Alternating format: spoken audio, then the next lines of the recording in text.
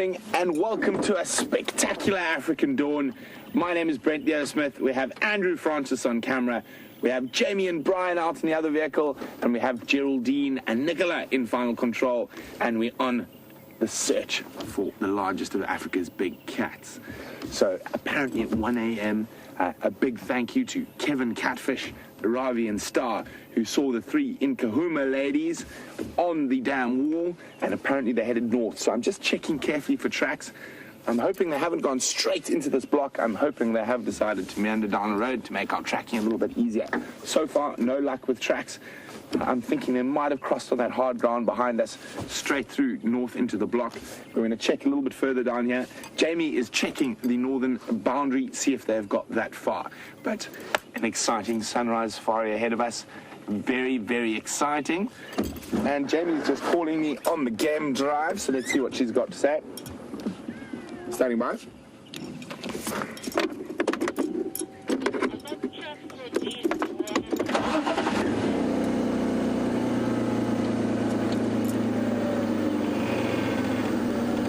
The Nkahumas keep giving us surprises. Copy, thanks very much. I'm going to go vertical access. See if they cut back. So, Jamie's got tracks on the northern boundary, but heading west, back towards where they came from a few days ago. So, this morning, the Birmingham boys were making one huge ruckus in the east. They did sound, unfortunately, beyond our boundary, but they were calling their heads off this morning.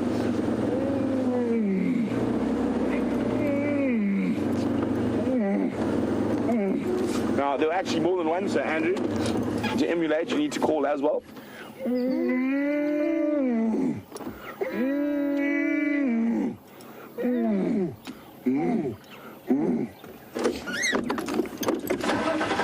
So we've been challenging all our viewers recently to do different noises. So here's another chance for you guys. Pop your best lion roar on a video and chuck it out onto our Facebook page, SafariLIVE, or use the hashtag SafariLIVE on Twitter. Let us have a look what your best lion impression sounds and looks like. The wonderful thing about having a video of you doing all these wonderful sounds is you can look as silly as we do when we do them. And don't forget, we welcome questions about what we're looking at, about what's happening in the bush around us, and the way to contact us is you can send us an email on questions@wildearth.tv, or, as I said, pop the hashtag SafariLIVE on anything on Twitter, and we do try to get through as many of your questions as possible. And there was a nice bug on the screen. Andrew used his magic breath to blow it away, but as I said, we do try to get through as many of your questions as possible. If we don't answer your questions on the particular safari, please don't become despondent. Just keep sending them. Eventually they will get to us. So we do try, but remember, we get a lot of questions every drive, and we do try to answer as many as possible.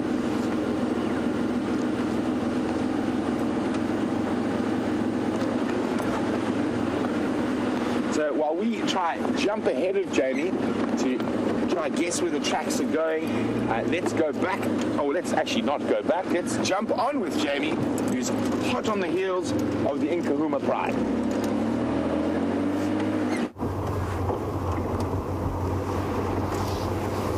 And now, of course, it becomes a competition to see who can find the lions first. I feel as though I have an advantage because their tracks are heading right towards Sydney's dam. But good morning, ladies and gentlemen. Welcome to our portion of the Sunrise Safari. My name is Jamie, and I have Bryan on camera with me this morning. And we're going to be following up on those tracks. I got totally sidetracked. Haha, sidetracked. Totally sidetracked. But I was on my way to the hyena den, and then of course you sent through those updates on the fact that the lions had crossed the Djuma dam wall. I'm still on their tracks now, and they're going straight towards either Gowrie Gate or Sydney's dam. So let's keep our fingers crossed. We're coming up to the dam now, and hopefully there's some lions. lions there, preferably on a kill so that they stick around. never know. They were also looking very hungry last night. Not very hungry, but fairly hungry. They looked as though they were going to spend the evening hunting. And it was, for a portion of the night at least, it was dark and cloudy and fairly windy. There's a very high possibility that they managed to catch something. It's one of those things I love about going out first thing in the morning, is unfolding the mysteries of what happened last night. And you know that you're only getting the tiniest portion of the various stories, but it's still worth having a look anyway. Their tracks have gone off. They've cut north into Buffelshoek just while I was talking to you. But let's go check around Gowrie Gate, because there's no sign of them around Sydney's Dam. You never know, they might pop back onto the road at some point soon. Good morning, impalas.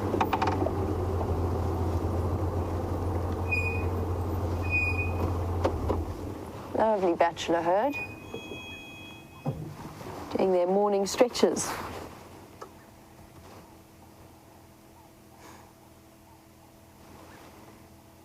Absolutely stunning in this morning light. That bright red colour. I'm not going to linger too long.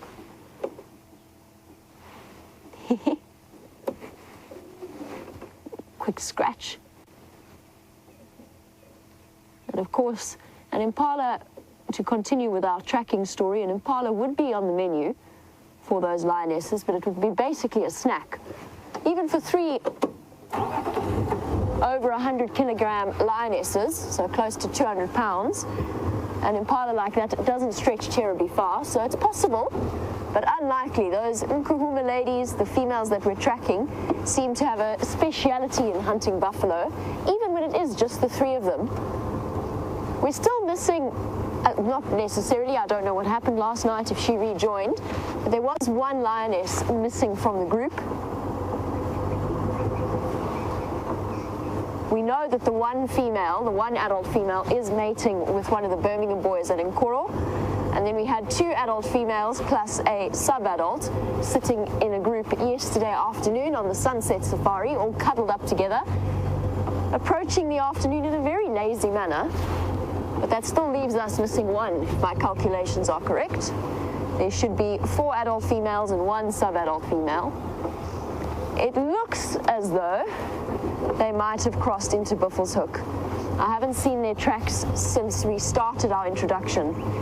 So what I'm going to do is I'm going to get hold of Brent and just let him know that. Brent for Jamie.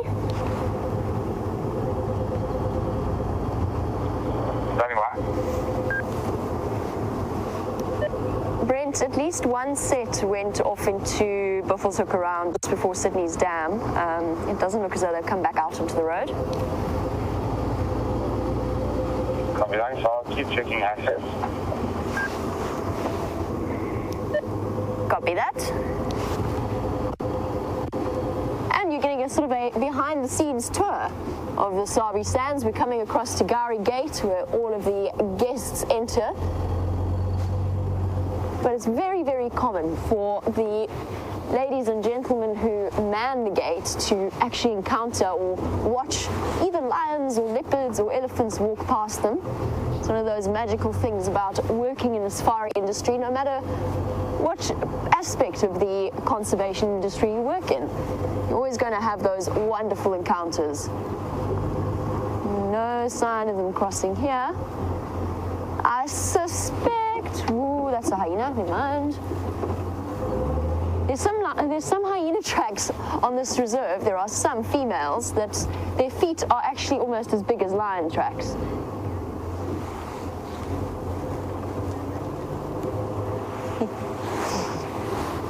Oh, that's nice to know. And Bryan has said that he's put his money on me finding them first. Bryan, I have to be honest, I'm going to put my money on them being in Buffelshoek, unfortunately, but it's not confirmed yet. I appreciate, though, your expression of your faith in me. So while we go back to the last tracks, just double check that they haven't popped out somewhere around here. Let's hop onto Brent's vehicle and find out if he's any closer than I am.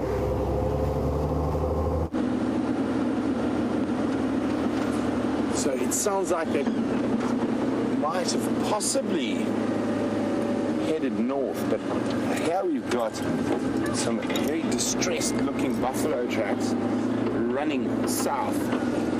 So hopefully it means that the lions were after them. Quite a few different sets of buffalo tracks around here, but unfortunately no lion tracks just yet. So the joy of actually following up on an animal with both vehicles is that we can cover twice the amount of ground and increase our chances of finding these big cats for you. So we are going to check through. If we do find no tracks up towards the sort of northwestern corner of Djuma, we're going to leave this area and see if we can find something else. But one must remember, for every set of tracks that leave, there's a set of tracks that come in. We just got to find them.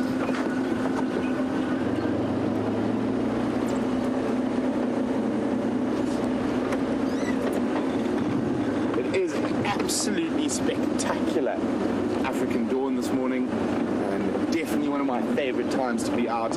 It's quite nippy, so quite a welcome change to have a bit of cool weather. Hopefully it doesn't get too cool. I'm quite allergic to the cold. Oh, look at that. That's an African fish eagle.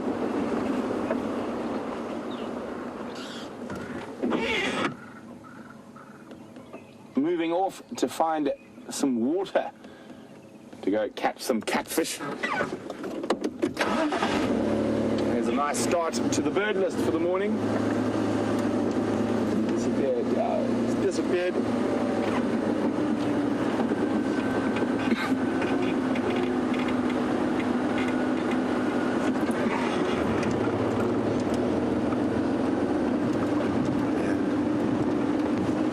Particularly stunning morning.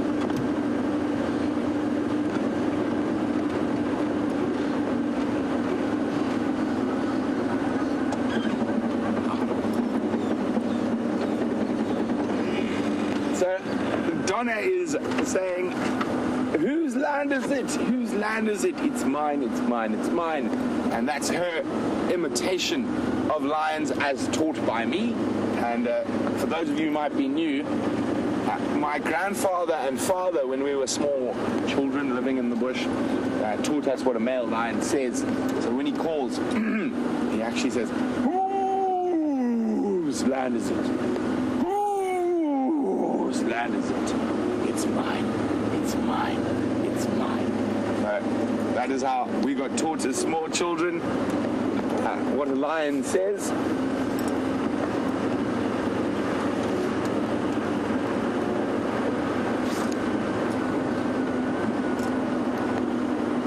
Morning, Lee. Just tracks of the Pumas look like they crossed north into Buffalo's Hook around Sydney's. Other than that, no updates as of yet.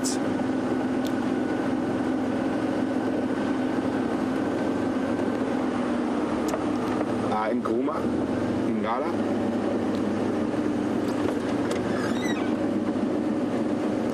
Morning, morning. Look at that. They're trying to blind me because they're scared we're going to find the lions and leopards before them, so they're trying to affect my vision. Deliberate sabotage. Exactly. Good morning again. Good morning. Hello, Morning. Bryan. Hello, Brent. Hello, Andrew. Hello, Andrew. Hello there. North. I think northbound Okay. Sydney's. I haven't seen anything come out around Gowrie Gate. Okay. No. Lots of traffic though. Yes. What's your plan from here? My plan is to go to visit Kaya. Go. See, Jamie's giving up on the leopard and lion competition and just going to the hyena den where she knows there's animals. Yes, that's exactly how it's going to play out. Okay, so we'll let Jamie continue on to the hyena den. We're going to go look for some leopard or lion. Either will suffice. Enjoy. Cheers, guys. Bye, Bryan. Oh, Bye. Bye. Bye, everybody. Bye, Jamie. We winning, we winning. There you go. As Andrew says, we are winning. But let's be honest, if you're on safari on a morning like this, everyone's winning.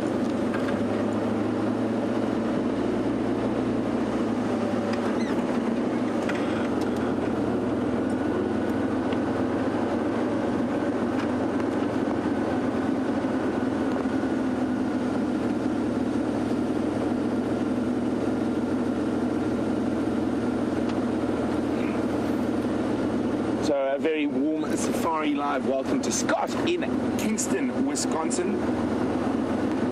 Sorry, just listen to the game drive.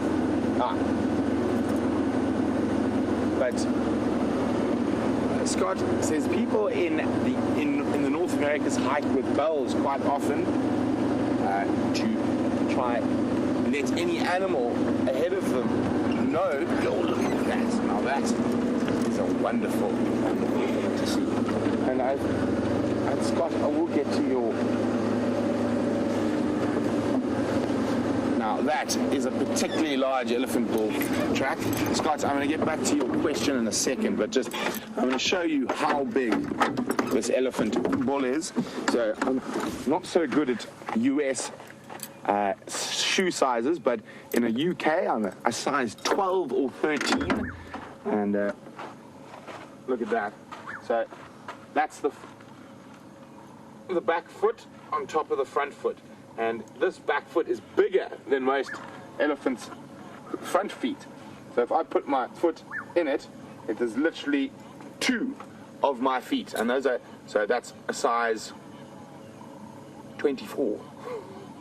And that's the front foot. So the back foot actually is even bigger. It's about 2 and a bit. I mean, sorry, the front foot's even bigger, the back foot's smaller. Obviously, the front foot in most animals is much bigger, lions and leopards as well, because it's got to carry that bulk of the head and the shoulders and all that muscle around there. Well, but Scott was asking about bells, and would we do that out here in Africa, or would the unwanted attention possibly cause danger? Well, I don't think it would cause danger, Scott, but quite often when we're hiking, particularly out here or walking, we're actually tracking animals on foot, whether it be lions or leopards or elephant or buffalo. So we actually want to find them, and we don't mind finding them on foot. So if anything, wearing a bell might possibly alert them to our presence, so they would slink off before we can find them. And of course, very different. I mean, we are very well trained and been in the bush a really long time. So it's a very different thing to go marching off in search of a lion or an elephant. But no, I've never heard of bells being used in South Africa. Most people who are not real bush people, when they go walking, they make too much noise to find an animal anyway. Just double checking here if there's any tracks of the lions.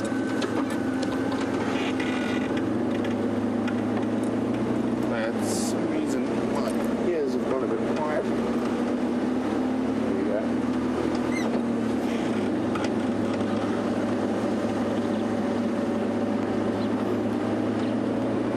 So while we go in search of leopards and lions, let's go back to Jamie, who's got the tallest animal in the African bush, who actually shares a part of their Latin name, the leopard.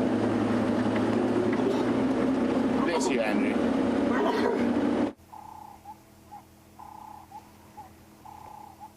And sitting with the Camelopardus, or the giraffe, the tallest creature, just topping off the scale, slightly taller than Brent and Bryan. It's been a while since we've seen a giraffe like this, so it's actually a really wonderful moment. I can't actually think when I last saw a giraffe. It's been at least a few weeks. You know, this is a stunning bull who is playing camera shy at the moment. And I will try and sneak closer to him. I just wanted to give you a nice view. You can see the patches of, or places where he's got some kind of skin disease. Look at that beautiful dark color. And this is a very large bull. I'm sure we've seen him before. Nice to see him again. Let's see if he'll let us.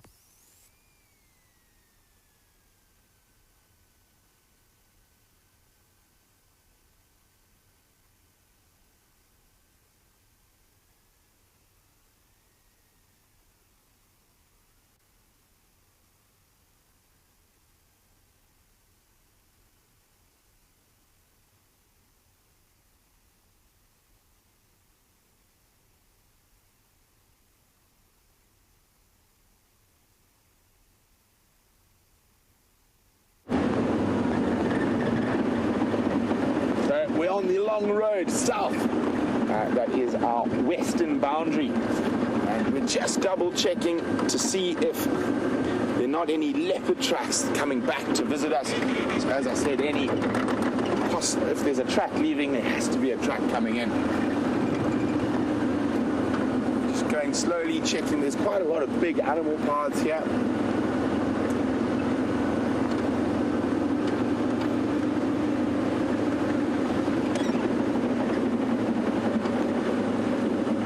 Guys, just an update coming through on the Game Drive channel.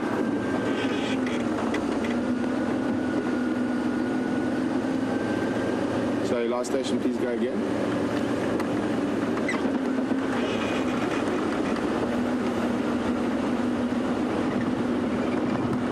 Sorry about this, but we communicate with all the other guides, and that gives us the best possible chance of finding animals. Finding animals is a team game, not a solo sport.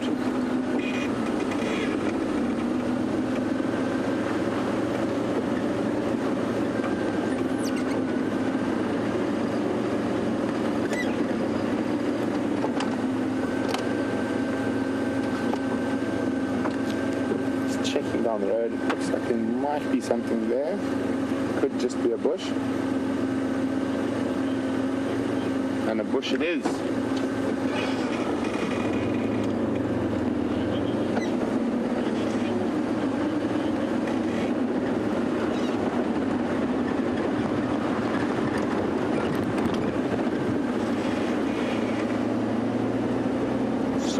I'm just hearing it sounds like there could be leopard tracks somewhere, so I'm just listening for a second.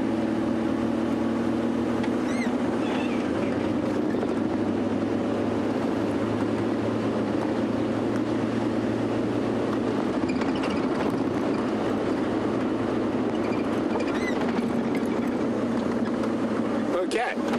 Sounds like a bit of miscommunication rather than communication there. So I'm not sure what's going on. I'm just going to keep listening for a bit, but I'm back with you. You have my undivided attention. Please do send us questions as we go down the very corrugated western boundary. This is Andrew's least favorite road because of the bumper to bumper.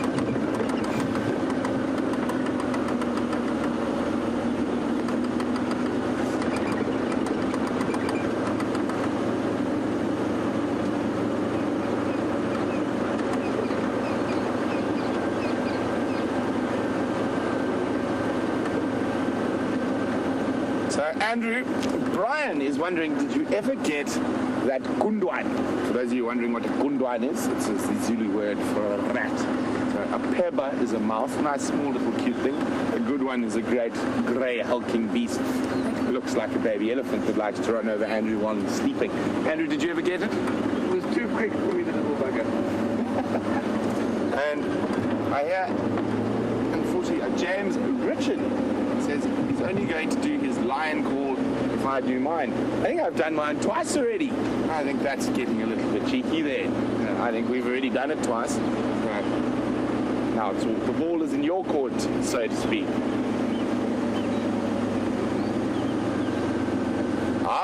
Sorry, James, I misheard that. He would like to see the impression of Andrew sees a rat. Well, I think if I had to do an impression of Andrew sees a rat, it'd be a little bit undignified, running around screaming like a little girl. And I personally do not scream and run from rats, so I'm going to take the high ground on this one. But we can make Andrew do it a little bit later. We'll get Andrew to run around like a headless chicken in front of the vehicle, and I'll go onto camera. But before we do that, we're going to utilize this cool early morning to try to find you guys some cats. And let's jump back with Jamie at the giraffe.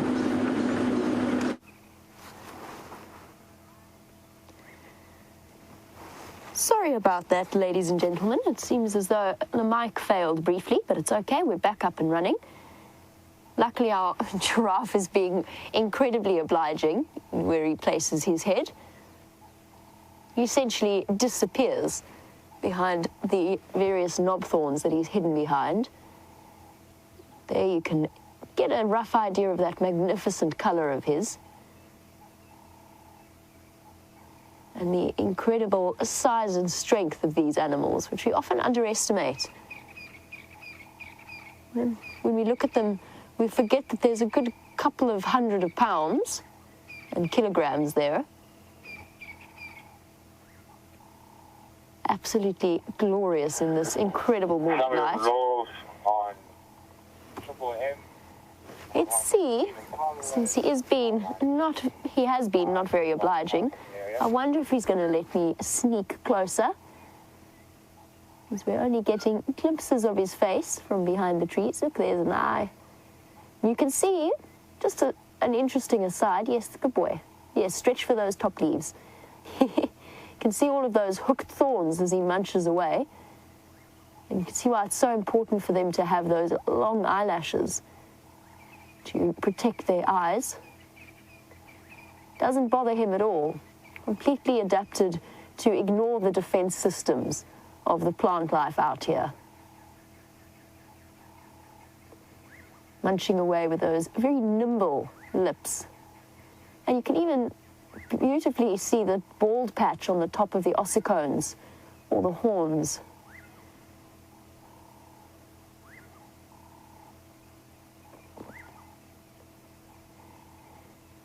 And it's wonderful to have new viewers, as always, and we seem to get new viewers every single drive that we do. But as our giraffe is being so shy, Trevor Lane was wondering if the noise of our jeeps keep the animals nervous and hiding themselves, or not showing themselves at least. And the answer is it certainly depends on the animal. Trevor, if you stick around with us, and I sincerely hope that you'll do, you'll see how relaxed some of the creatures like the lions, the leopards, the hyenas can be. There's a hyena. Wandering through a very thick block. Sorry, I don't know if it's going to, it's just walked past. It's one of the sub-adults. I promise you there was a hyena there. I'm not making it up. There we go. Here you go, Trevor. You can get a sort of a rough idea. Hopefully, this little sub-adult decides to come wandering through. Come on, little one. Come say hello. Nope. Off it goes.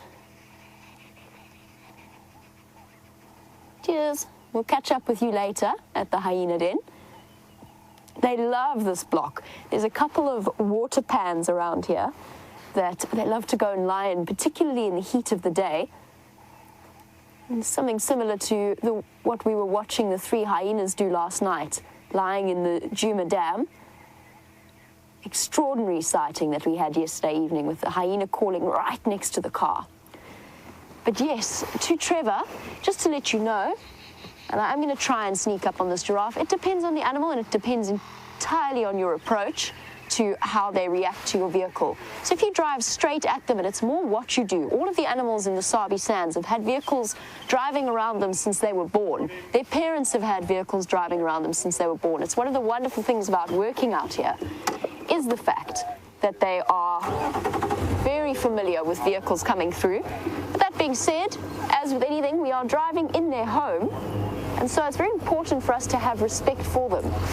And just reading his body language, I think that if I try and get you a different view, he's actually going to move away. So it depends on the animal, and it very much is up to the guide to read the way in which they are responding and to try and get a rough idea as to how they're going to react to you. It's not so much the noise necessarily of the vehicle as it is the motion of the vehicle.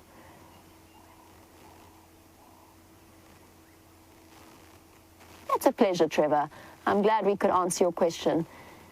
And if you have a look for Trevor and any other new viewers who are unfamiliar with giraffe, I started talking about the bald ossicones. And when I talk about ossicones, I mean the horns on the top of the giraffe's head. On males, they're much thicker, much more solid, and rubbed bald from a process that's known as necking, which is where they swing their necks around and knock each other on the sides or the legs or the neck with their heads. Funnily enough, that's one of the reasons, in fact, it's the predominant explanation these days as to why giraffe have evolved to have such long necks. It's one of those fascinating changes in the way that we perceive things. Up until a couple of years ago, it was always thought that giraffe's long neck was to reach the best leaves and to take it away from the competition of the smaller antelope. And the same theory was applied to the dinosaurs with long necks. Now, scientists and evolutionary biologists are completely rethinking that theory, and they see it more as a reproductive advantage. So similar to the long horns of, say, an impala or the spiraling horns of a kudu, the giraffe's long neck is an adaptation for fighting. Very interesting thought. The females, that's borne out by the fact that the females' ossicones are tufted and much, much smaller. There's a clear biological difference, and you often see giraffe feeding like this one is now.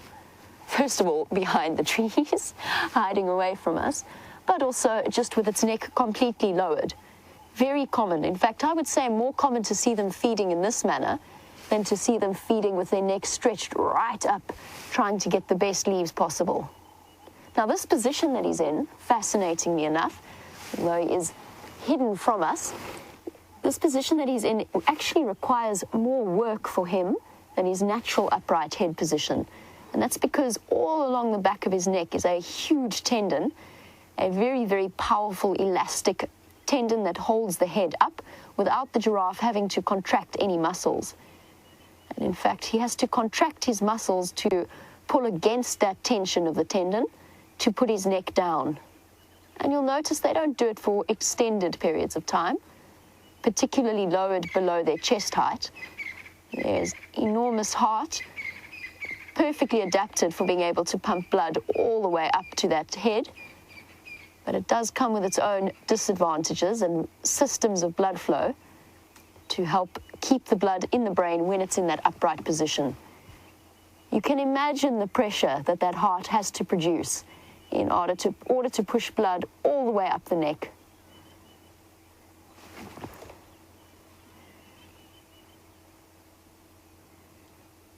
And Kaylee, who is one of our 6-year-old viewers, and Kaylee, I'm sorry I can't show you clearly, but you wanted to know what the round spot on our giraffe's neck is.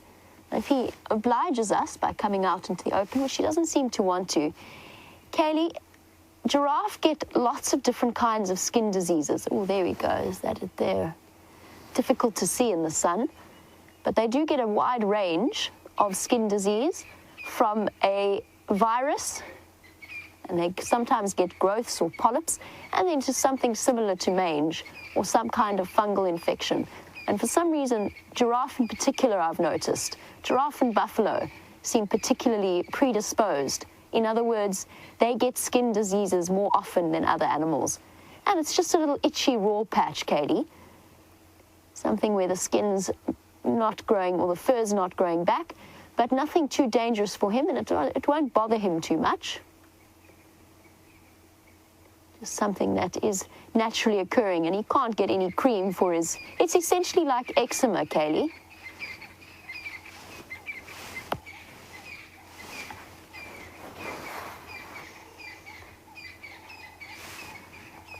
And in this beautiful morning light, we've got a wonderfully dark-coloured giraffe. And Jen Coyle was wondering, does that determine the age, or at least does a giraffe go darker with age? And yes, Jen, to an extent, especially with the males. Males definitely darken more than females with age. That being said, there's also a genetic factor involved. So I've seen some very old giraffe that are very pale in colour, and I've seen some fairly young giraffe that are dark in colour like their mothers. So it's a combination of genetic factors and genetic variations in colouring, and the fact that they then darken, and particularly with the males, they get to an age at which their testosterone levels spike. They start smelling. What you got there, Bryan? Is that a hyena? Hello. Well spotted, Bryan. Yeah, what you got there, Andrew? Wandering through. Probably on its way to the hyena den, which was my plan before I got distracted by the giraffe. The giraffe totally unperturbed by the presence of a hyena. But yes, they do darken, the bulls do darken, and they start to secrete a substance that smells very bad, in my opinion. I'm just going to try and reposition now that he's relaxed to us. He's got used to us being around.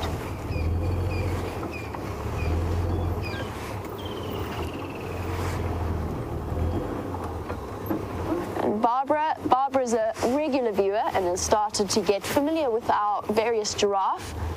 And of course, they come and go as they want to. They've got 4 million hectares of untapped wilderness, or unfenced wilderness. Hello, boy. You're very, very camera shy. It's okay. It's okay. Thank you, boy, for sticking around with us.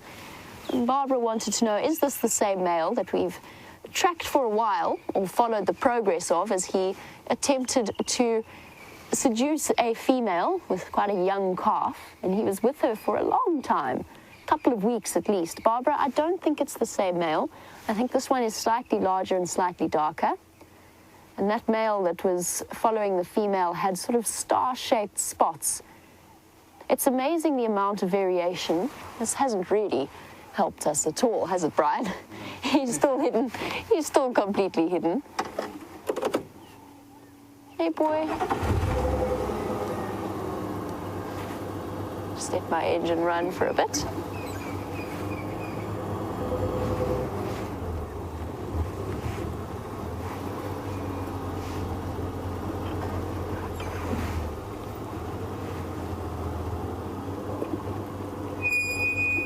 That was subtle.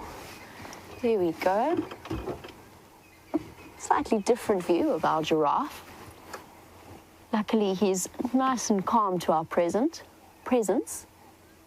Hello, boy. Oh, don't go away. Something's attracted his attention there. I love watching the way that they duck and dive. So Eric, who is watching in Virginia Beach. Hi, Eric. Good morning. You wanted to know, apart from the sort of the long neck, the long eyelashes, standard adaptations that we often chat about, you're wondering if there are any less obvious adaptations, and I'm going to do some of the more obvious ones as well, just for new viewers. So a giraffe's tongue is one of their main interesting features. He's so camera shy, this giraffe. Doesn't want to play nicely. Let's try and sneak forward. Boy, you're making life difficult for poor Bryan. He's filming more leaves than giraffe. You can't keep hiding. There we go, sort of, a little bit better. But Eric, that tongue, and for new viewers, the tongue is can reach up to 50 centimeters long. To put that into inches, it's probably about 20 inches. And that's adapted to wrapping around the leaves and getting to the best parts of the plant and being able to nimbly wrap around and dodge the various thorns that might be around. That being said, wrapping your tongue around here we go, hello gorgeous. Wrapping your tongue around a thorn branch is something that they have to do with on a fairly regular basis, which means that their tongue is black in color.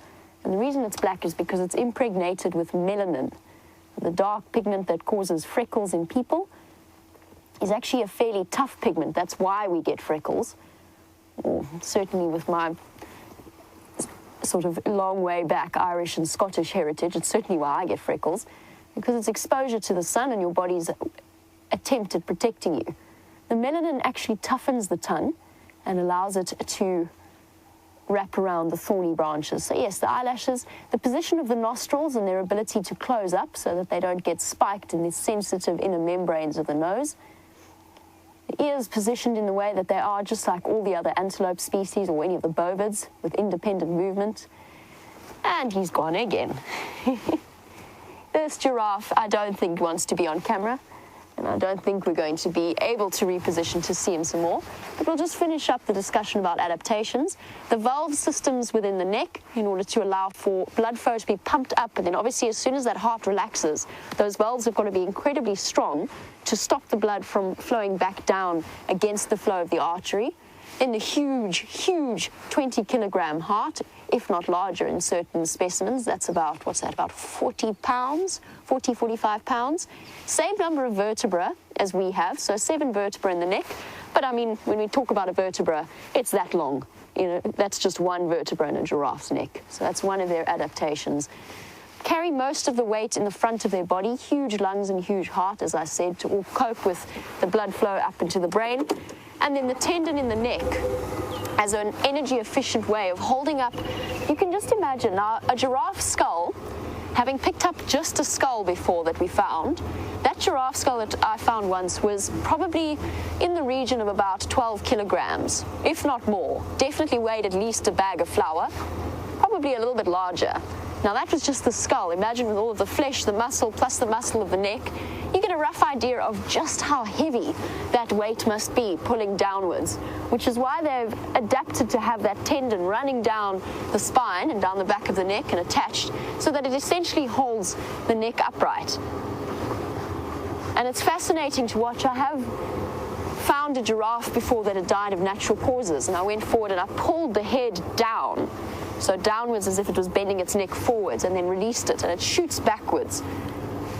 That aspect of their anatomy absolutely fascinates me. The rest of their adaptations, of course, are all pretty similar to the rest of the bovids or the antelopes. The 4 chambers or the 4 stomachs of a ruminant, allowing it to make the most of the nutrition that it happens to get. It allows it to be a little bit more selective about the food that it eats. What else is there in terms of adaptation? I suppose one of the interesting ones is the way in which the babies are born and the shape that they are. So the slightly shorter neck, they look disproportionate. Their legs look longer in proportion to their neck than adults do, and that's a way of them being born with the ability to keep up with the adults when they move. And giraffe are deceptively fast. They've only got 2 strides, and there's only one other animal that walks like a giraffe, and that is a camel. So it's completely unique in the mammal, almost unique in the mammal world. The okapi, sorry. I think the okapi walks in the same way as well. And they walk with the 2, they slant, so the 2 left feet, the front left foot, the front left foot, the back left foot. Oh my word, I'm getting my lefts and my rights confused.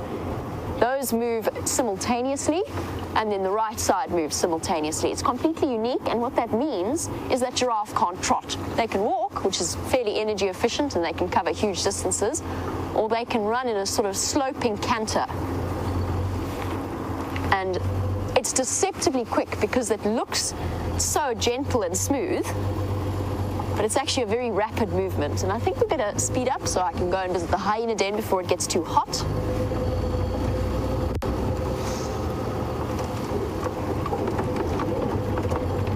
Bumpy, bumpy.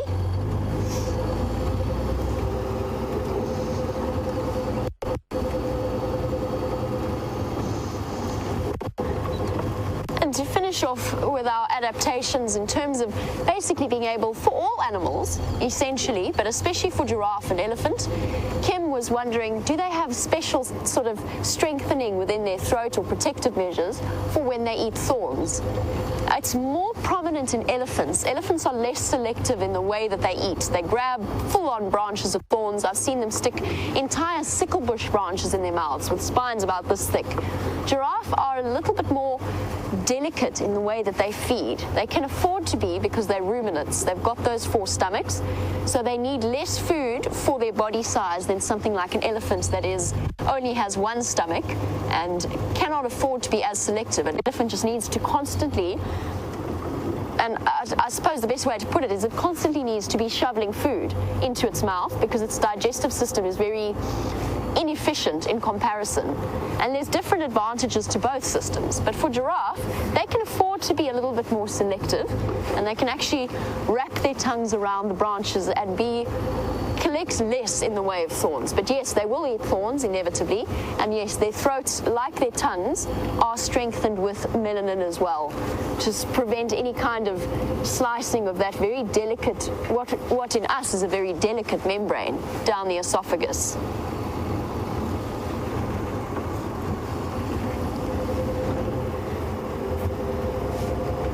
And while I race across with fingers crossed to see if we can have any action at the hyena den, let's have a look and see if Brent or what Brent's been up to.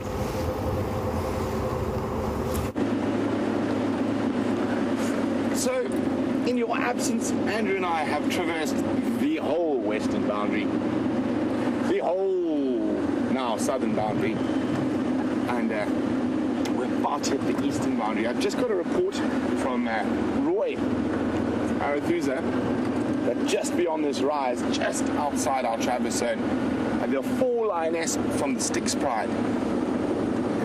Between us and them, there's some waterbuck silhouetted against the morning light.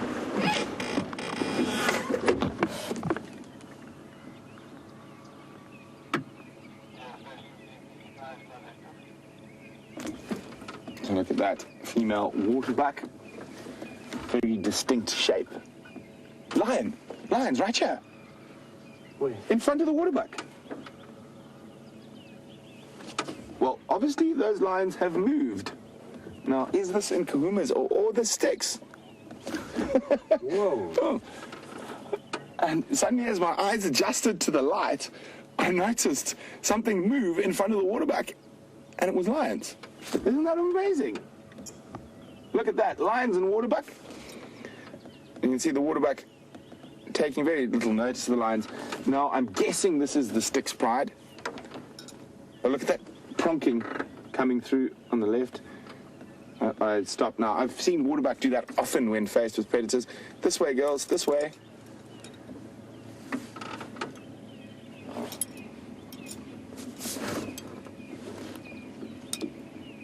The Hlambia of Ngala Cheetah Cutline junction with Gowrie Main.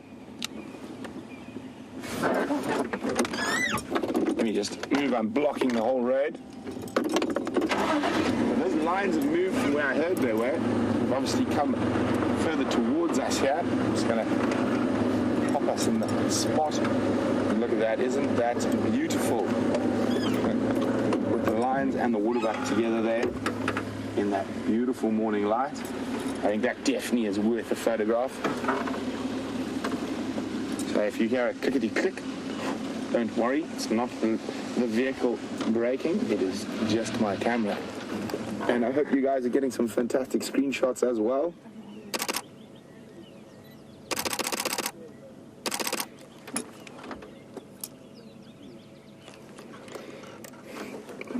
So isn't that funny how the world works? Notice the waterbuck silhouetted against the skyline, and then suddenly as my eyes adjusted, there's a lioness. Now, unfortunately, they are just beyond our Traverse area, so I'm not sure, and I can't be sure whether this is in Gowrie or the Styx, but I'm pretty certain it's possibly the Styx from where they were seen earlier this morning.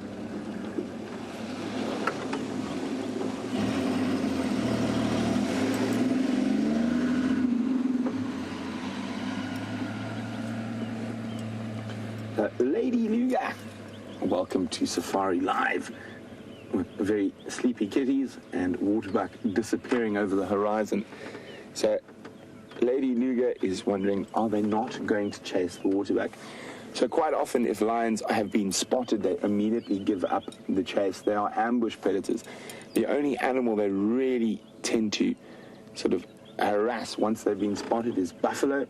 But with most of the antelope species, they are far too fleet of foot and will keep enough distance between themselves and the lions to avoid being caught.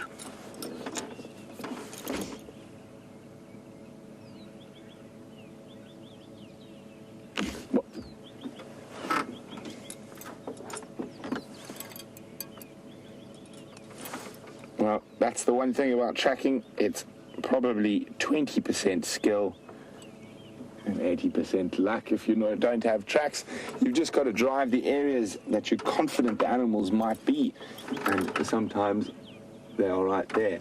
Now that's quite interesting. Let me get my binoculars out there. Now, their teeth look quite large. I'm just going to have a quick look. I haven't heard of any of the Styx having cubs, and it's quite difficult in this light.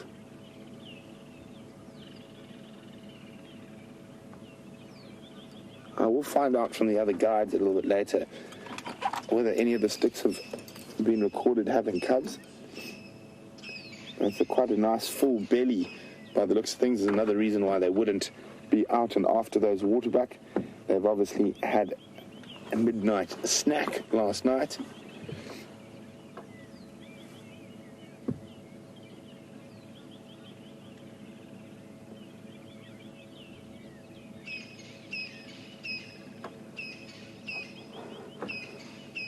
James Taylor says those waterbuck are being pretty cheeky right now. But it's not uncommon with animals once they've spotted lions or leopard, especially if they feel they're no threat, like these ones are, that they will just hang around, quite often look at them, snort. The waterbuck have departed. Can you still see any, Andrew? I think they've gone over the horizon.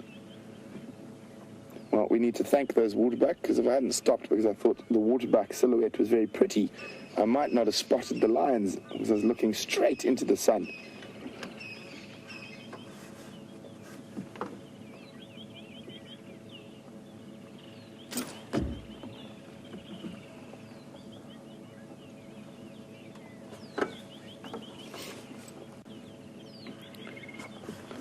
Sabrina in North Carolina is wondering, do I enjoy tracking a lion or leopard more? Sabrina, I must say, probably I enjoy tracking them equally. They both give different set of challenges. Leopard is definitely a far more technical animal to track because there's generally only one of them and their paws are much, much smaller than a lion's, so they are more difficult to track. And that is a whole challenge in itself. But there is something incredibly special about being on foot with the dominant feline predator of Africa. I'd say I can't choose between the two. I love tracking both.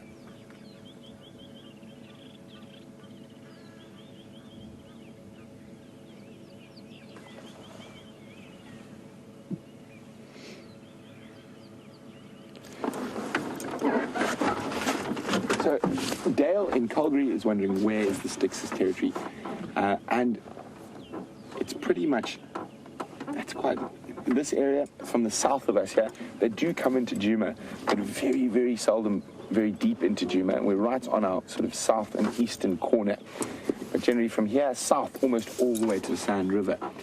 So they have quite a big territory. You must remember, with quite a lot of lion prides, there is a little bit of overlap. So there is overlap between the Styx and the Nkuhumas. But the Styx seem to be faring a bit better than the Nkuhumas since the Birmingham takeover, and that can change. But the Styx pride I used to see 8-9 years ago, even longer than that, when I used to work south of here. And they were an incredibly large pride back then. There were sort of 14 individuals, but they had to have split since then, and they've had ups and downs with different male takeovers. So I'm not sure how many Styx. The most Styx I've ever seen together is 4, and I can see 3 here. Let me just double check. They did say there were 4, so there is quite possibly a 4th one either lying on the other side of the road or just over the rise that we can't see. How many you got, Andrew? 3. I've got 3. All of them look to be large adults, so that's why I think it's safe to say they're not the Nkuhumas. And the fact that the Styx last night in the Sunset Safari were a couple of 100 meters from here, and we were with the Nkuhumas, probably 4 kilometers, so quite a big distance. Not to say a lion can't walk 4 kilometers in the night. A male lion who's on a serious territorial mission have been recorded doing up to 25 kilometers in a night. And quite a funny story about that is my dad has always been very much a bush person. My mom, not so much when she started. My mom was a professional tennis player living in Boston, and she met a long-haired Zambian-born boy who knew how to ride horses. That's another long story. But on their honeymoon, they did some very fancy places, but my dad took her camping in northern Botswana, and in those days there was very little in northern Botswana. There were hardly any lodges, so a tiny little A-frame 2-man tent, and they went to a place called Pan, which has got incredible lion densities. And their first night out in the bush away from the hotels, made dinner, got into bed, and in the distance, as we did earlier, the male lion starts calling.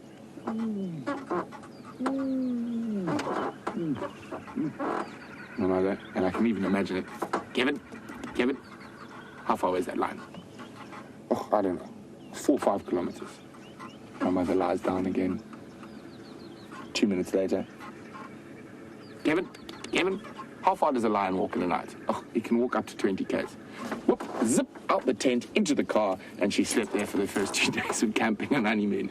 And amazing enough now, my mother goes out on game drive by herself looking for lions, and it's been that was probably 34, 35 odd years ago. You know, heads are up a little bit. Oh. Yay, come this way. That's a good girl. Come join us. I haven't seen the sticks on Djuma for such a long time. They are currently on torchwood. But if she keeps heading in that direction, she might come on to our eastern boundary. I'm afraid she's just heading for the shade, possibly.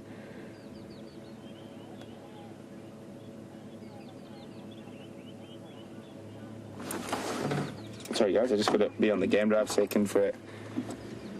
While I deal with the game drive, let's jump on with Jamie, who's with the other apex predator here in the Sabi Sands. Really? The other apex predator, and if I'm completely honest, one of my favorite predators, if not my absolute favorite.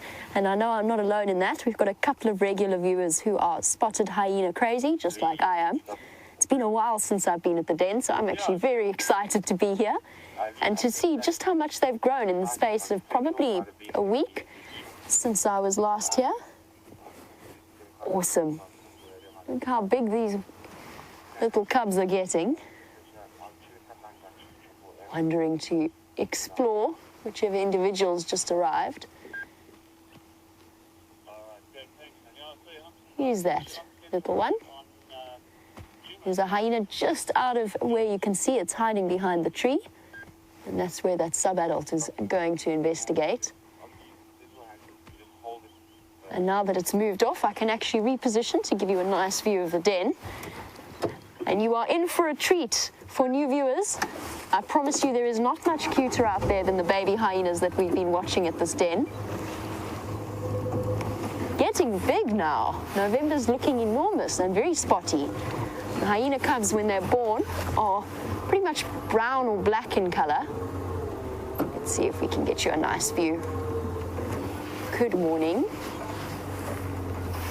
You full of mischief.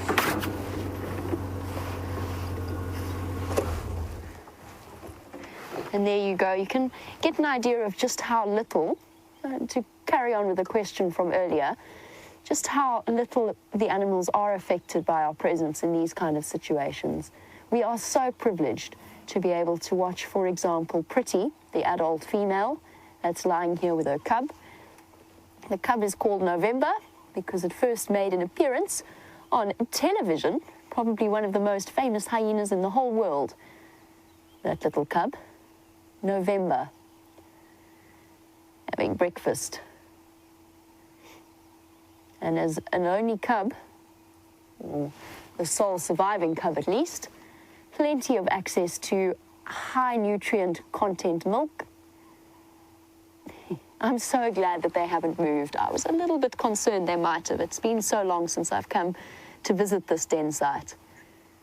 You get to really enjoy special moments like this. You're getting so big, November, you don't fit comfortably around Mom's tummy like you used to.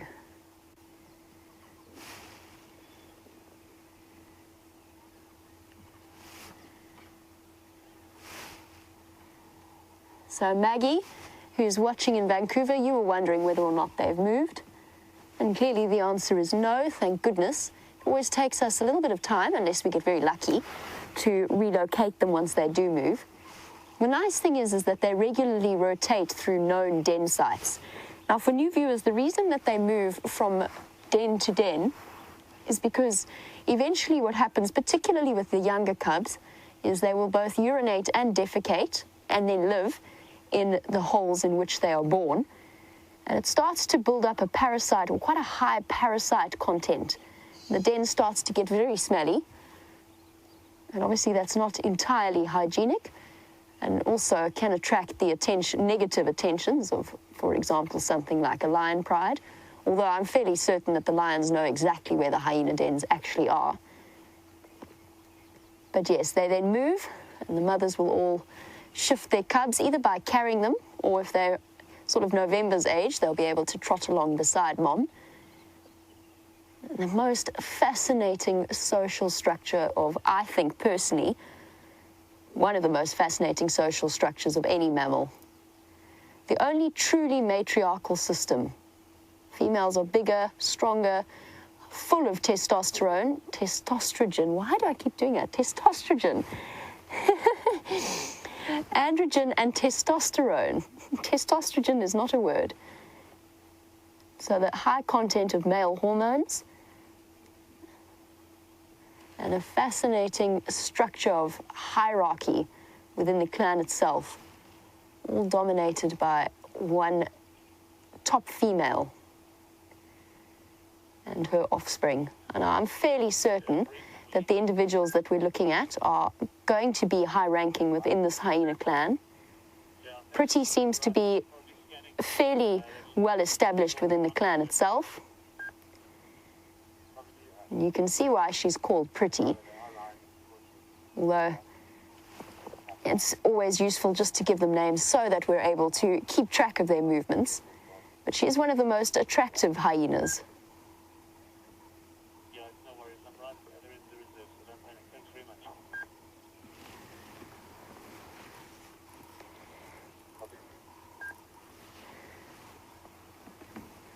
And for all of you who are excited to pay another visit to the hyena den, it's an absolute pleasure.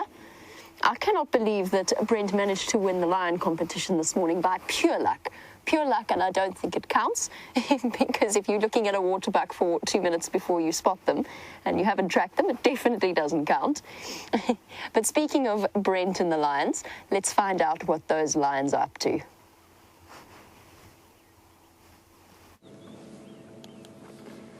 So there we go. It looks like all the lions are heading towards that lovely little bit of shade to have a snooze. There's still one out in the sun.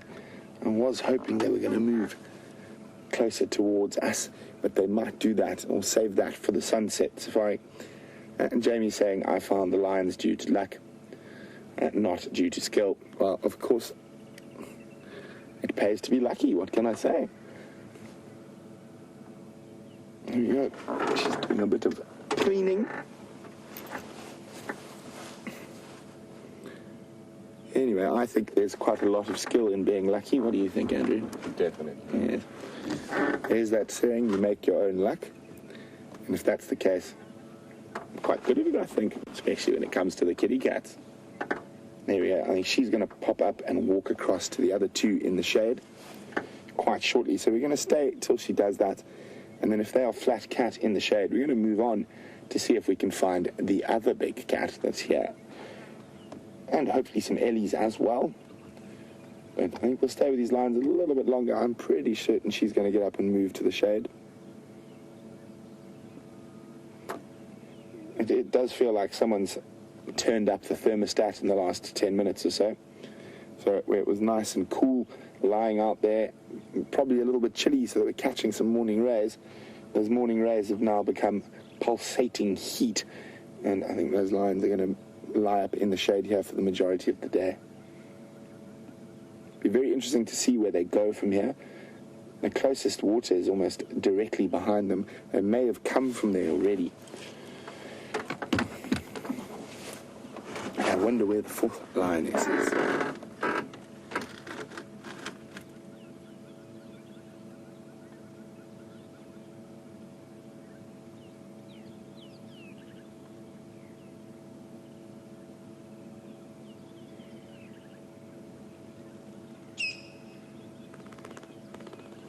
So a very big SafariLIVE welcome to Shell, who's a regular, and her mom who's watching, who's not a regular. And Shell's mom is quite shocked. She says, I thought these lions were wild. Why are the vehicles so close? Well, Shell, they are definitely wild lions, and the reason we can get so close in vehicles is that these lions have grown up with safari vehicles all around them, so they're habituated to the presence of vehicles. That by no means detracts from the fact that these are wild animals and are potentially incredibly dangerous. But if you drive carefully and considerately and don't push them, you are able to get close and have some spectacular sightings. And when we move from here, I will give a nice long explanation on how you habituate the big cats to the presence of vehicles. There's quite a few different ways. And some are sort of more traditional or old school, and others quite new.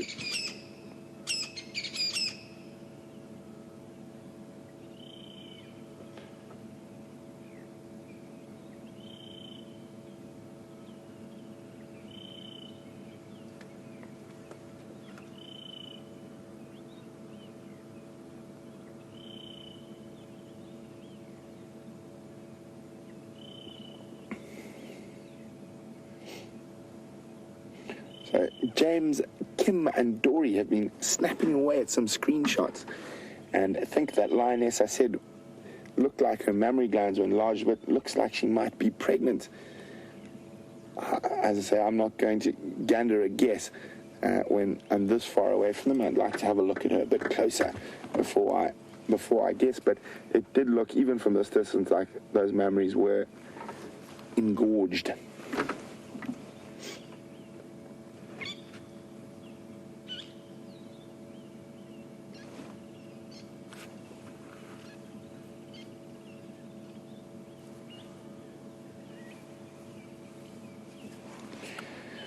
So Helen is wondering, is the Styx pride, the pride with the tailless female?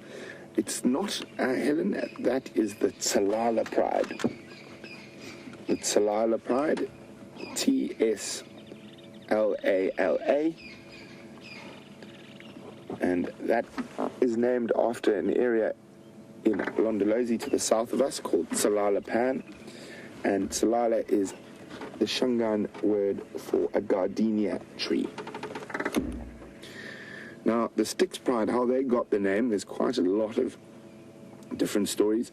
They were named on Mala Mala a long time ago. This pride's been around in various forms for probably the last 15 years or so, maybe even a bit longer. And as far as I can work out, there's some reference to the river Styx. From mythology is where their name comes from. I think it's been lost, the original meaning of why they are called the Styx pride, because it's S-T-Y-X. So, if I remember correctly, there is some reference to the river Styx.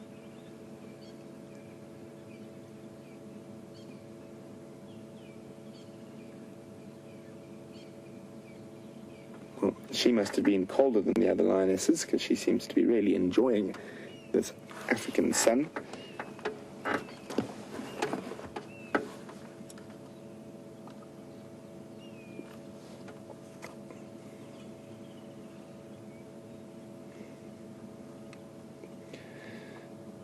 So we've got a new viewer in the Big Apple. And look at that, on cue for Linda in New York, the lioness is going to walk for us. So, Linda, a new viewer from New York. A big welcome. Linda says, this is awesome. It is, Linda, and it's awesome to have you on the back of the vehicle. And don't forget, you can join us twice a day, every day, for live African safaris.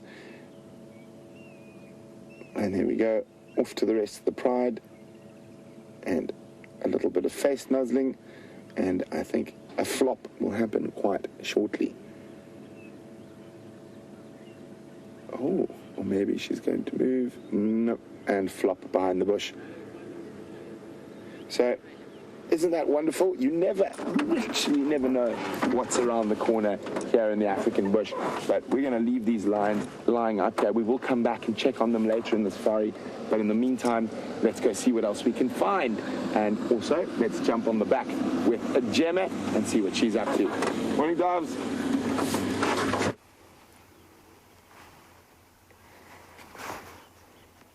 While you were with Brent and those lionesses, I was just trying to figure something out, and it's something I will put to you as the viewers. So in safari terms, we very often refer to flat cats. And by the way, there's what looks like, definitely madam. I'm not sure if the other adult is a corky or not. hard to tell. Madam, of course, being the matriarch, and Corky being the mother of the December twins. No sign of the newest set of cubs, though. And then, did you see that puff of dirt as she blew out? Exhaled that sigh of exhaustion. But yes, in safari terms, we often talk about flat cats, describing, for example, the scenario of the Nkuhumas yesterday afternoon, where they barely move. And then we've got, apparently, log dogs, which is a new one for me, but it's something that's been termed for when the wild dogs go flat, which is not very often, except in the heat of the day. But now we need one for hyenas, as a description of their sleepy state.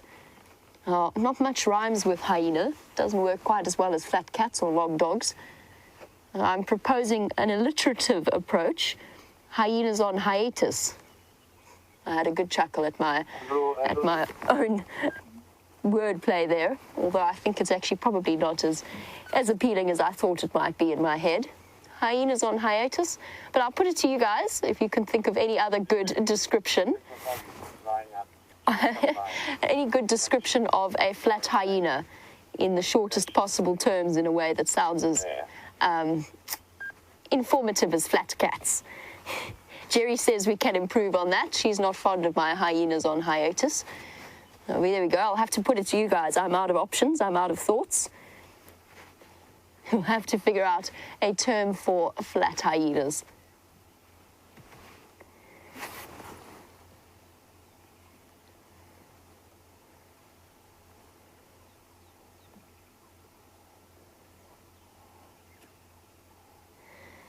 Now, one of the fascinating aspects and one of the reasons why hyenas are so interesting is their arrangement in the way that the females are structured. And of course, they have pseudo-penises, which is an extended clitoris, a urethra fused with the vaginal tract. So they urinate and give birth and mate through the same entrance.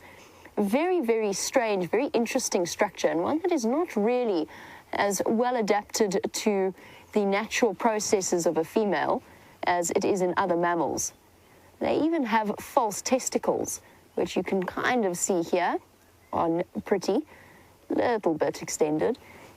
But Katrina has read that 60% of spotted hyena cubs die of suffocation when they are born to first-time mothers. And Katrina, that's absolutely correct. I didn't know the exact percentage, so thank you for providing us with that. I did know it was a very high percentage. And actually, what can often happen is the female giving birth can die as well. And the reason behind that is it is such a restricted birthing canal. Hello. You with the full belly. Look as though you've eaten a football. Oh, my goodness.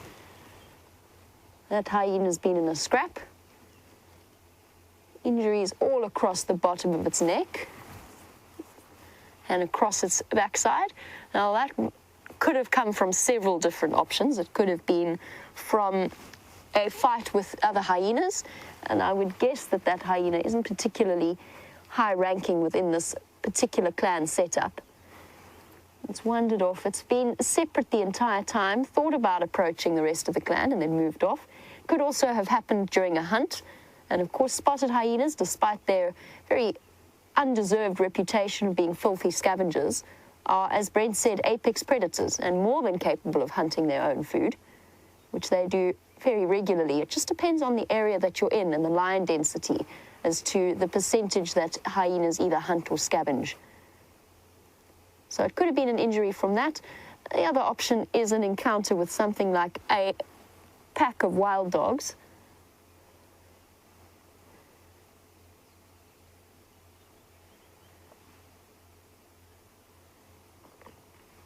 So yes, the other option is an escape from one of the other predators. But Bryan, just to finish off, because you asked whether or not hyenas are scavengers or predators, hunters, they're actually, when they put their minds to it, they are probably more efficient hunters than something like a lion. Their success rate in terms of kills attempted versus kills actually achieved is higher. For lions, it's somewhere in the region of between 10 to 20%, depending on the dynamics of the lion pride itself. Whereas with hyenas, when they set their minds to it, their success rate is probably between 60 to 80% of kills initiated, therefore resulting in successful kills. And the reason behind that is they're not ambush or stealth predators like lions or leopards, and they don't overheat in the same way. They've got incredible stamina. And it's one of those evolutionary things that probably came into existence due to their competition with lions. And depending on the lion density versus the kind of prey distribution of an area, that will determine the percentage that a hyena clan will hunt versus scavenge. Now, my guess with this hyena clan is that they mostly scavenge. However, in the time during which the lions were not on Djuma, but the surrounding properties, and quite often away from this clan's, what I think of as this clan's boundaries, they probably were hunting far more than we realized. They're adapted for nocturnal activities. So again, we might not necessarily have seen all of their successful kills, but they're more than capable of taking down zebra, wildebeest, or even a kudu would be on the menu for hyenas.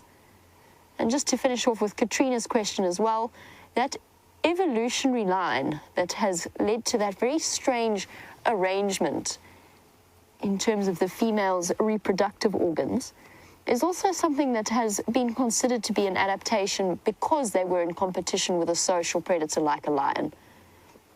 The bigger the female, the better access to food, and therefore the more milk that they produce. And you see it even within the clan itself. The higher ranking females get better access to food and therefore can lactate for longer, and their cubs can go on to suckle for longer. And hyenas will feed their youngsters. It's a very prolonged period of time that they feed and care for their babies in this way, up to 1.5 years. When you think of lions and leopards that have a much, much shorter time period, at least half of that, before their youngsters start to supplement feed with meat. And hyena cubs will do that as well. And what's interesting is there was always this idea that spotted hyenas will never bring food back to the den. And what's interesting is that studies have shown that it's more the high-ranking females are more likely to be able to take the food away from the rest of the feeding clan and to drag it for kilometers back to their den site to supplement feed their cubs. And that in turn gives them a much higher success rate in terms of cub survival, because the cubs don't have to leave the safety of the den, and the females have better access to food in order to provide milk, whereas with lower-ranking females, they can't necessarily sustain an extended lactating period, and so they have to start taking their cubs to kills earlier, and therefore exposing them to the dangers of the outside world. It's one of the other reasons why, of course, the dens start to smell quite bad after a while. Well, we definitely saw a drag mark from something. There's no evidence of it now, but these hyenas at some point dragged a carcass or some part of a carcass over at least 2 kilometers. Saw the drag marks from Gowrie Cutline. They're extraordinary creatures. The strength and the stamina compared to lions is phenomenal.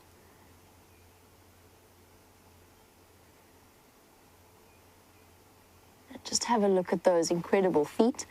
You can see why the 2 lobes at the back show through more clearly. You'll be able to see it on the dogs as well, but also look at the way that the toes fit together like a puzzle piece almost. The way that their sides are squashed together. Now, with leopards and with lion tracks, their toes always fall separately. There's always a little bit of space between each toe. Whereas with hyenas, I always think that it looks as though they are pieces of a puzzle joined together. And you can see how this one's claws have been completely worn down. Constant walking up and down. Much smaller than their front feet.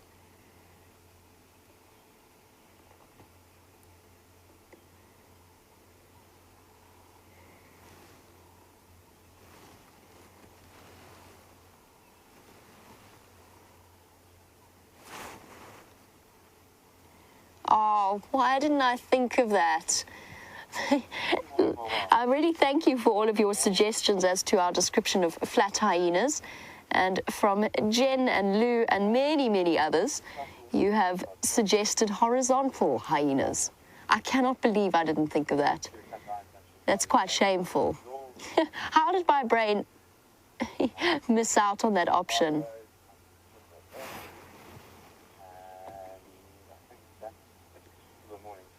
And Lady Lurga and Janet have suggested siesta hyenas. Siesta, hyena, also works very well, although I think I'm swaying towards the horizontal hyenas. I cannot believe I didn't think of the obvious one there. This is why we have, or one of the reasons why we have such wonderful viewers, to provide us with good ideas when our brains fail us.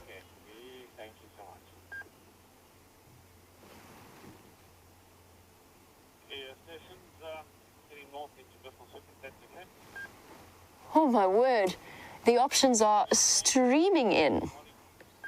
Flopped spots. What were the other ones again? I'm getting so many of your suggestions.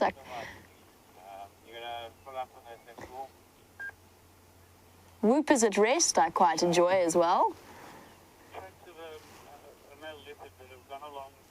Hovering hyenas. That just, yeah, now all I can see is hyenas hovering off the ground. Genius, guys. Thank you very much. There's some brilliant suggestions within there. I think horizontal hyenas turns out to be the easiest one to remember, but I'm impressed by all of your suggestions. I'm struggling to choose which one I think is the better one.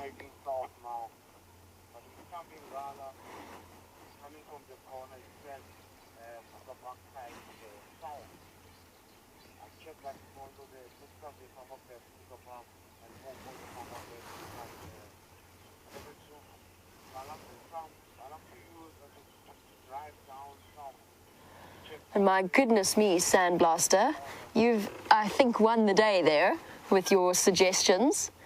With hyena pantina when they are dirty, hyena marina when they are in the water, hyena ballerina when they are playful, hyena cantina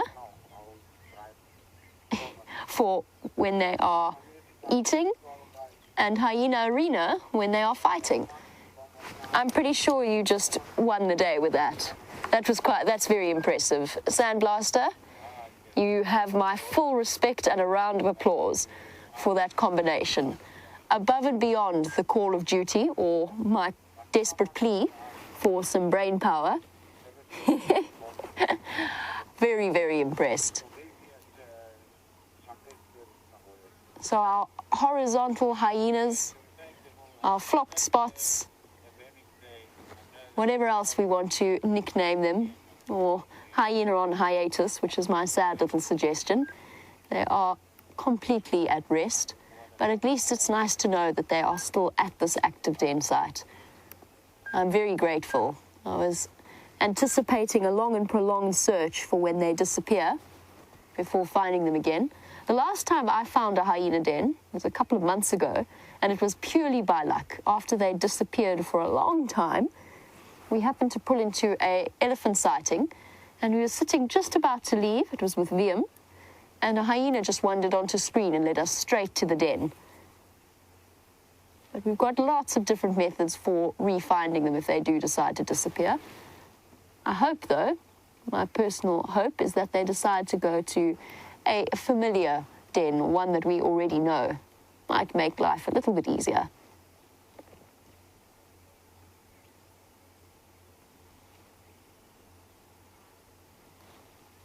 I'm so impressed with Sandblaster.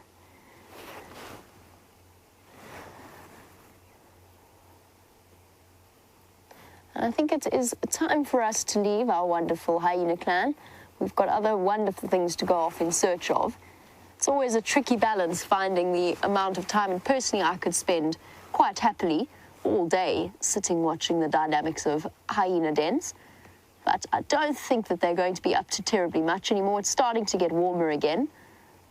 The sun is high in the sky already, and I think they're going to spend the rest of their day in similar positions. So let's head out and go and see what we can find. That, of course, is provided Rusty will allow me to start. Hey, there we go. Brilliant. Bye-bye, hyenas. Sleep well. Enjoy your day.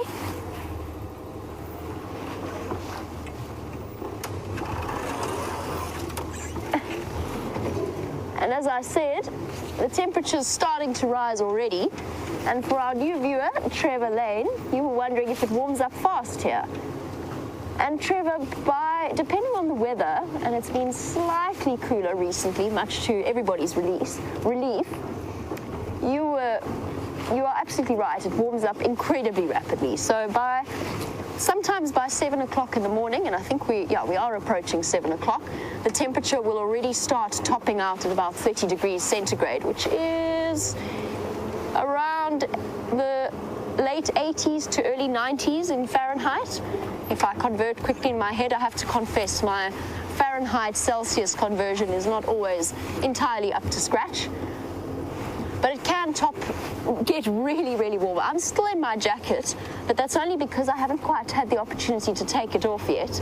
And I think once I start driving into the sun, it's going to be off very shortly. And in midsummer, our sun, because of the rotation of the Earth, or the way in which it rotates, during our summers, it's slightly closer in position to the sun. So the sun is unbelievably strong on our summer days. One of those things that's important to remember when you're out on safari, that you've got to be careful of making sure you protect your skin very thoroughly. And you'll notice we always wear hats. We've always got sunscreen with us. It's just one of those things that is part and parcel of the safari experience. And while we head out for more wonderful safari experiences to add to yours, let's find out what Brent was up to while we were at the hyena den.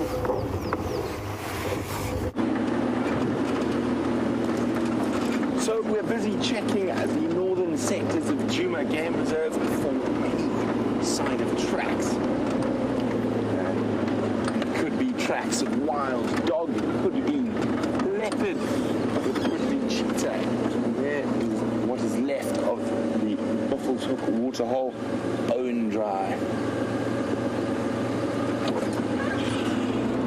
Continue on, even though it's dry, quite a lot of the cats still use this route. It's one of their more common routes when they're marking territory. Now, it probably became quite common because there was a spot to stop for a drink, but even though there's no water there, they'll still continue to utilize their normal sort of paths.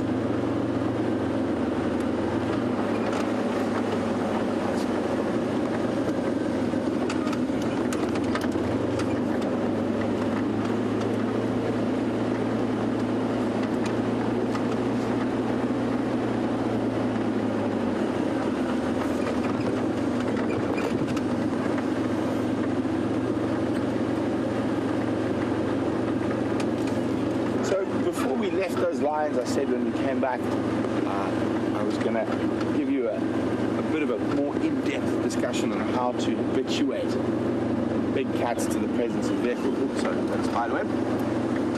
And I've been lucky enough to go into areas of Africa where the cats are still petrified of a vehicle.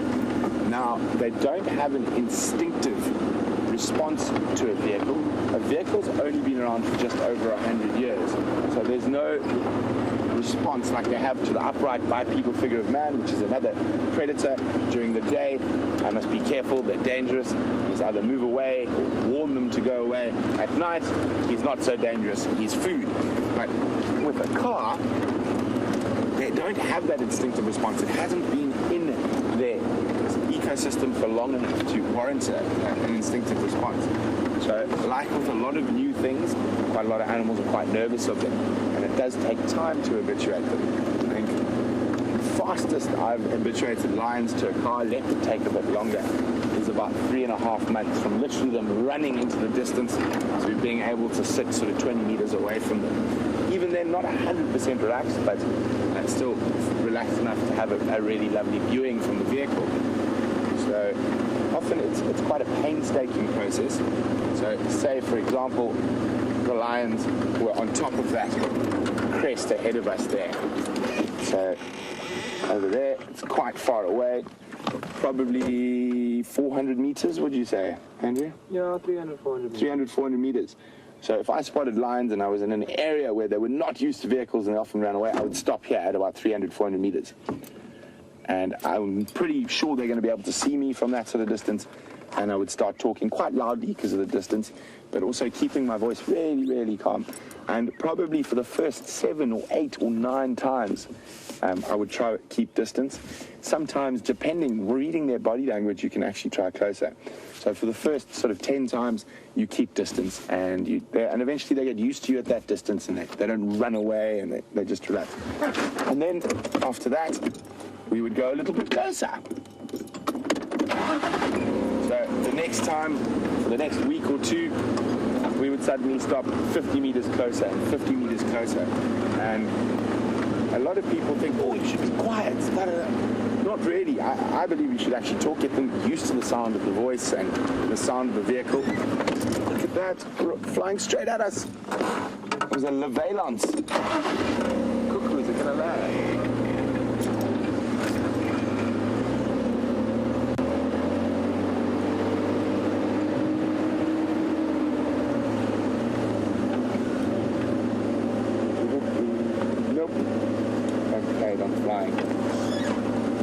Charged by the valence. So you keep going close and you keep speaking. I mean, you can habituate them without speaking. Obviously, then you can never talk when you're in a sighting, which doesn't quite work when you're trying to explain to your guests what's going on. So keep talking. One of the other things we used to do quite often is if we found them on a kill, we would drive a vehicle in, leave it about 100 meters from the kill, get off the vehicle and leave an old sort of transistor radio with BBC One playing. So they'll get used to the sound of people's voice from a distance overnight. That is actually a very effective method with leopards, especially unrelaxed leopards. You just find that where killers, you park a vehicle 100 meters away and you leave the radio on all night, and they'll come back to the meet and they get used to the sound of the person's voice and used to a vehicle in the presence. The best way to habituate leopards, lion are much easier to habituate than leopards, is to find a female leopard who's got cubs. With having dens and keeping them in quite regular spots, it makes them much easier to find. And secondly, the cubs become habituated much easier being younger, and the cubs actually eventually habituate the mother. And the most effective way is leaving that vehicle with the radio playing.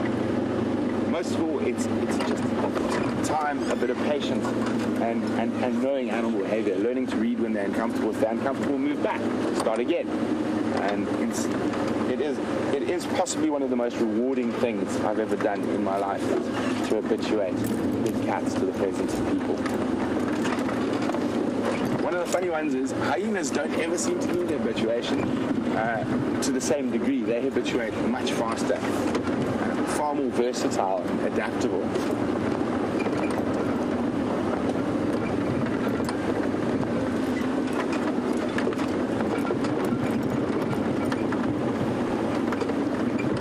So this is not a road we drive too often. So I thought it would take a gander since there are no tracks anywhere else this morning.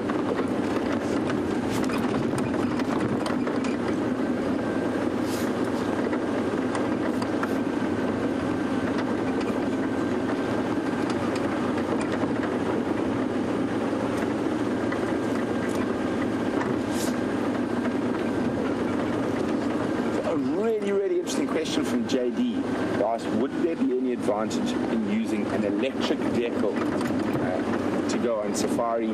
Could you get close to the animals? Most definitely, and actually the biggest advantage of an electric vehicle is how quiet it is. You'll be able to hear alarm calls much more easily than over a petrol or diesel engine. Unfortunately, electric vehicles, especially in the sort of safari format, haven't got there just yet. I think they still need a little bit of development. There was a lodge that had an electric vehicle.